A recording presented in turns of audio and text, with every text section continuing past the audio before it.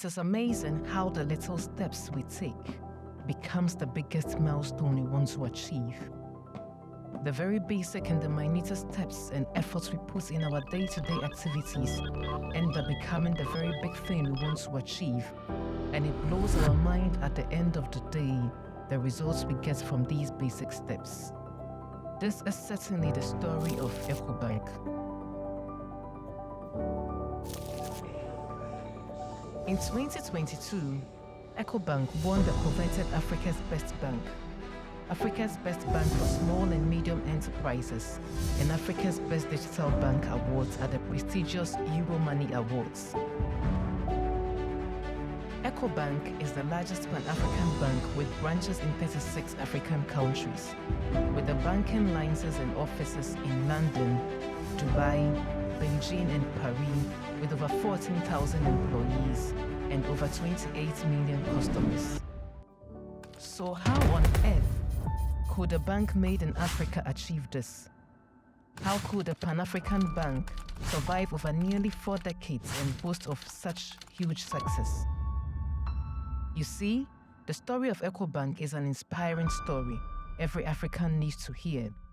It is a story of true Pan-Africanism, a story of true can-do spirit, a story of resilience, discipline and hope.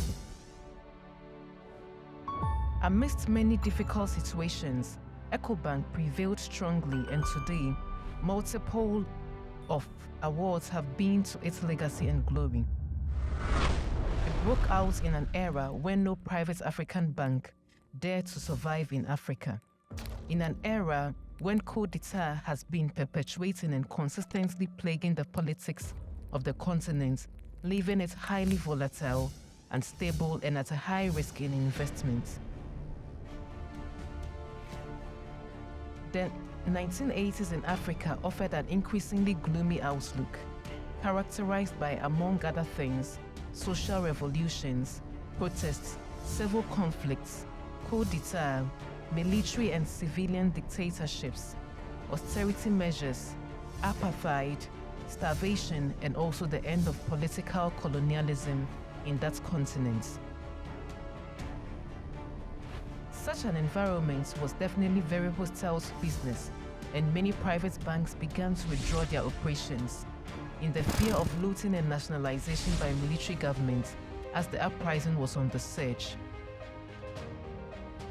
In the midst of the mass exodus of foreign banks out of the region because of these uncertainties, Africa was desperate for something to fill the gap.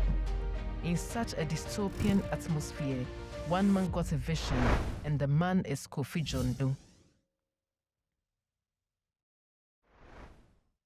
The question now is, how possible could this be?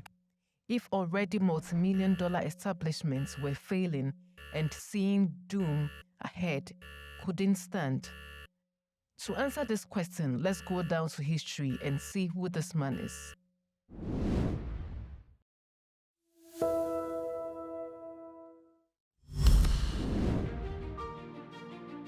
In the year 1934, in a tiny village in the Aneho region of one of the tiniest countries in Africa, Togo, which is currently renamed after Jondo, called Jondo Konji, Kofi was born. Born in the colonial era, his country was under German governance. Kofi's father was a hard-working merchant who was known to be wealthy among his compatriots in the locality. So later, after Kofi began primary school, his parents suffered a divorce and he had to be brought up by his father alone. Such news to Kofi was disheartening, as Kofi has known his father to be strict, and many times it took his mother's intervention to calm his father's anger against him. One would have expected that, being the only child of a wealthy man, he would have made Kofi enjoy his childhood in pleasure and comfort. However, his father became extremely strict, and his home became like a military camp to the extent that he was not permitted to leave the house, with the exception of going to church on Sundays and going to school, of which his father would pick him up for. He always held his hand and made sure he didn't go very far. Kofi had no idea that all these harsh pieces of training were shaping him for the future. And now, when he takes a look back, he is much thankful that his father instilled in him an attribute that is needed for any business to survive in Africa: the attribute of discipline. John Doe's African adventure began in the 1950s in Niamey, Niger, after schooling the neighboring Benin. Niamey was the administrative capital of the French colony in Africa. He was then a chartered accountant and worked at the General Board of Railways and Public Works of Niger. Then he became the administrative and financial director of the French company Sutra. He became a member of the French Confederation of Christian Workers Union after noticing the appalling working conditions for the Nigerian workforce and making the decision to aid them within the company. This got him fired.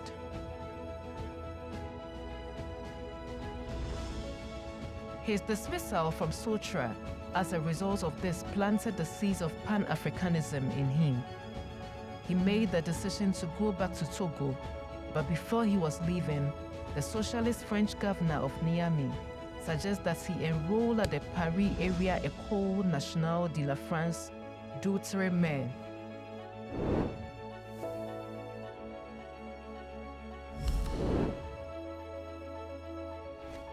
Togo's ruling president at the time was Sylvanus Olympio, Togo's first president. The leader of the opposition party was his brother-in-law, Nicolas Grunitsky. Nicolas John Doe, JVS Kofi John Doe's uncle, was a member of this opposition party and a well-spoken critic of the government.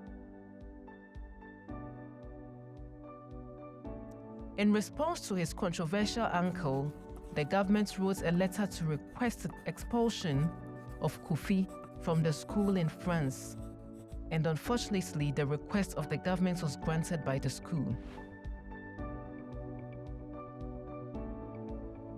Kofi obviously was disappointed. His dream had been shattered, but in politics, he is not responsible for. He returned to Togo frustrated.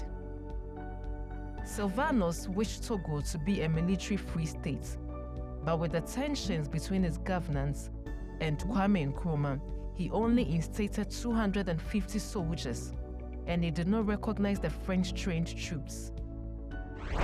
These trained French troops returned to the country after fighting for France in Vietnam. And one of the sergeants was Nasigbe Iyadema, who personally pleaded to be added in the military in 1962 September. However, it was rejected. 5 months later, he led a coup and assassinated Sylvanus in 1963 January. Afterward, Kofi's uncle, Nicolas Grunitsky, became the president. He was told that President Olympio insisted on his expulsion from school, which embarrassed French authorities.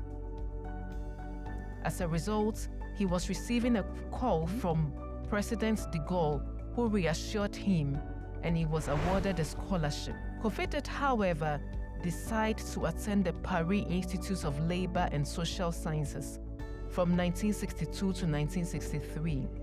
He lived there for a year and re-enrolled in the École Nationale de la France d'Outre-mer, where he earned his degree. After graduating, Jarvis Kofi John Doe obtained a position in the personnel department of the airline UTA. He did not remain long since. While in Paris, President Grunitsky decided to take him back to Togo, where he was named Director General of the Family Allowance Fund. As the head of the future National Social Security Fund, he created a system for accidents at work, compulsory retirement, and old age pensions. Kofi John Doe was able to enforce various changes inside the service he supervised due to his rigor and ethics his father taught him, to the point that once in power, Yasingbe Iyadema chose to give him greater duties.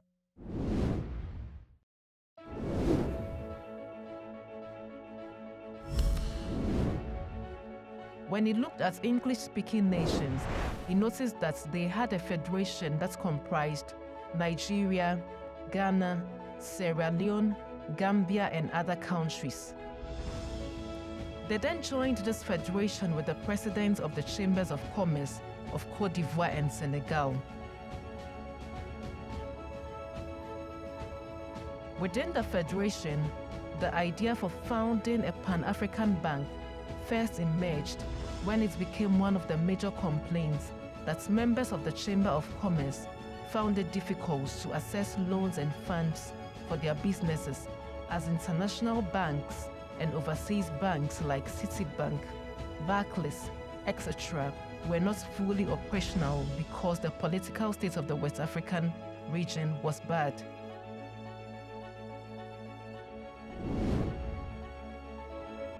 So, FWACC gathering in Mali in 1972, Kofi became vocal on African institutions to fund African businesses rather than relying on non-African ones. At that time, all banks were from overseas except government and state-controlled ones, which also were very limited in funding. Kofi had one issue, and that was how to convince the Chamber of Commerce that this idea would work. Eventually, his friend and business partner, who was the president of the Nigeria Chamber of Commerce, Adeyemi Lawson, bought into this idea. When Chief Adeyemi Lawson seconded him at the forum, eventually everybody got on board. Chief Lawson's 1982 memo perfectly summarized the discussion surrounding the idea of an Ecobank. It stated, "We are of the opinion that this group has the ability to promote an institution that can become one of the most influential in Africa, and that could, if properly set up and managed, become a vital tool in the economic development of African countries. We believe that we all owe this as a duty to posterity." At this point, they needed someone to spearhead the project. Kofi and his friend decided to take the challenge, which was easier for the foundation, because the most important thing in starting a project is the vision and the idea originator. Understanding the vision better and the passion for it to succeed is available.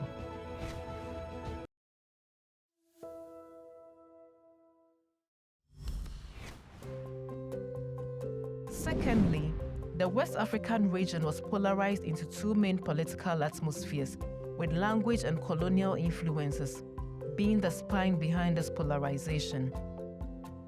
So obviously, Kofi, who was from Togo, a French-speaking country, and Chief Adeyemi from Nigeria, an English-speaking country, made the perfect match to capture the entire region. The duo started their adventure with a lot of plans to make this innovation a success. The first was to do feasibility studies about the entire banking idea.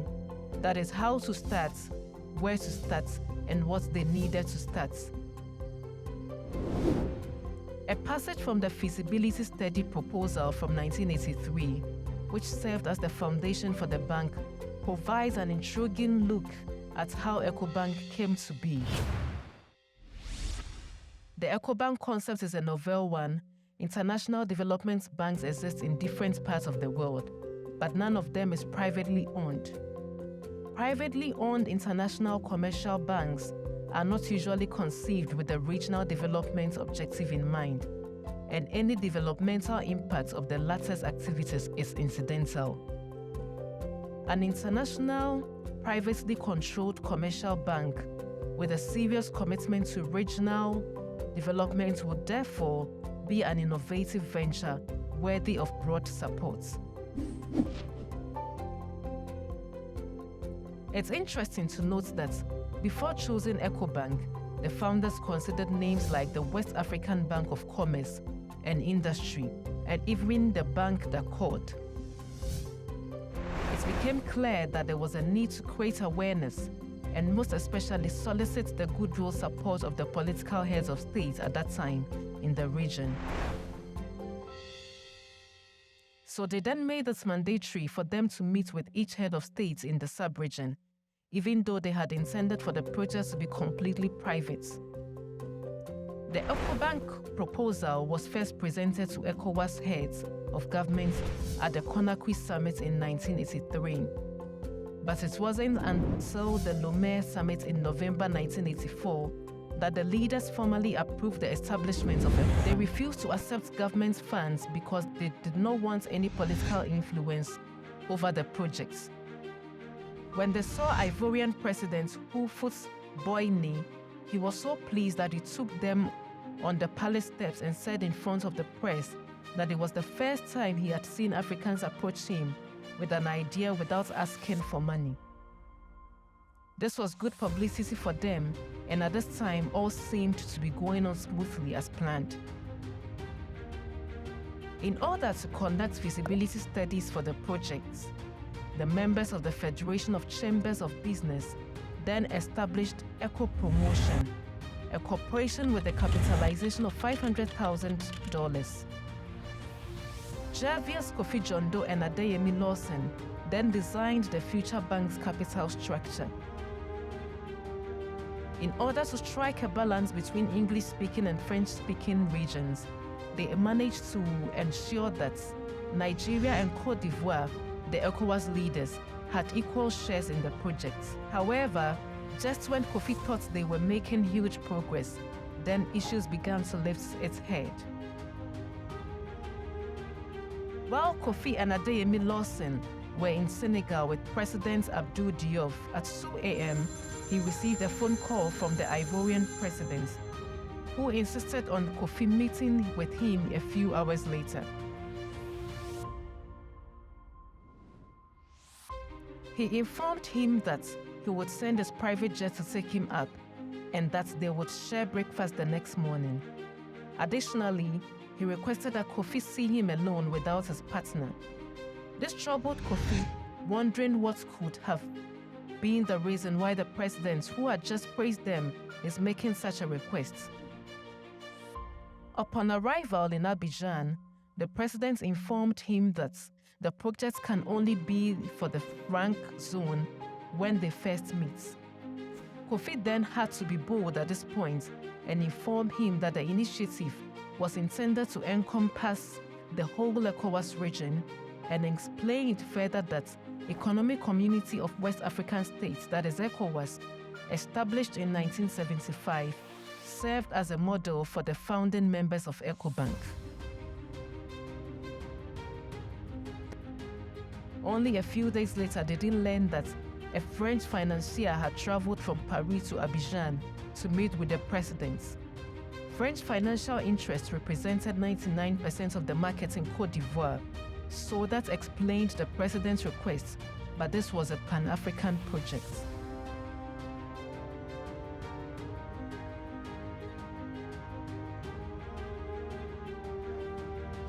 The second challenge was raising the capital required to establish the bank. Adeyemi Lawson and Jarvis Kofi Jondo must fund $50 million as starting capital for the bank. The question was, where were they going to get such amounts of money? They began to mobilize funds by asking people to subscribe to the funding as shareholders, and they managed to organize $36 million from 1,200 shareholders from 14 countries. This looked good to Kofi and his pal. A huge milestone had been achieved. On October 5, 1985, the governments of Togo and the bank reached an agreement for the bank's headquarters to be located there, which was a watershed moment for Ecobank. This was a significant milestone because finding a location for the headquarters was extremely difficult. Kofi was very influential in convincing the president of Togo to amend the country's laws that prohibited the operation of a bank in the country and other countries, in order for the president to offer them a location for the headquarters. Within 3 years of its inception in March 1988, the organization had established branches in 5 African countries, that is Ghana, Togo, Nigeria, Côte d'Ivoire, and Benin. The second wave from 1997 to 2001 saw the establishment of subsidiaries in Burkina Faso, Senegal, Niger, Mali, Guinea, Liberia, and Cameroon, increasing the group's geographical reach from 5 to 12 countries. Ecobank faced a difficult learning curve between 1988 and 1994. Following the lauded March 1988 launch of Ecobank Togo and the establishment of subsidiaries in Nigeria, Côte d'Ivoire, Benin, and Ghana, a number of significant startup issues arose. The issues were exacerbated by difficulties in resolving the structural and financial relationships between ETI and its subsidiaries. In addition, the group was being influenced by erratic political events in West Africa. Understanding the political climate at the time is important because it puts certain problems Ecobank encountered in those countries, some of which had embraced communist policies and strict exchange controls, into context. Time management is the core ethic of this bank. Everyone can attest as the visionary chairman is a hardcore time manager, as he introduced the clock-in devices first in Togo. So the bank set off on this pine. Today, Ecobank hails on the success of Pan-Africanism through the visionary leadership of the honorary chairman, Kofi, who has been the initiator and the driver of the future.